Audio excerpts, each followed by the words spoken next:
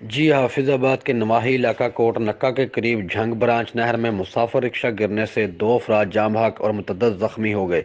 کوٹ نکا کے قریب نہر کا پل عرصہ دراز سے ٹوٹ پھوٹ کا شکار ہے اور پل کی حفاظتی دیواریں بھی مکمل طور پر ٹوٹ چکی ہیں۔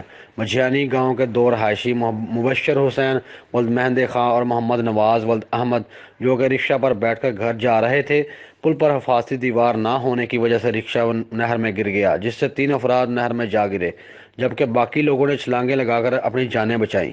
نہر میں گرنے والوں میں سے ایک کو نکال لیا گیا، جبکہ 2 افراد نہر میں ڈوب گئے، جن کی نعشیں نکالنے کی ریسکیو کارروائیاں جاری ہیں، تاہم ابھی تک کوئی کامیابی نہ ملی ہے۔ یاد رہے، جہاں ایک طرف پل ٹوٹنے کی وجہ سے آئے روز حادثے معمول بن چکے ہیں، وہاں دوسری طرف انتظامیہ کا مسلسل خاموشی اور لاپرواہی کا عملی مظاہرہ دیکھنے میں آیا ہے۔ علاقہ مکینوں نے ارباب اختیار سے اس پل کی از سر نو تعمیر کرنے کا مطالبہ بھی کیا ہے۔ ثاقب جمال، آپ تک نیوز، حافظ آباد۔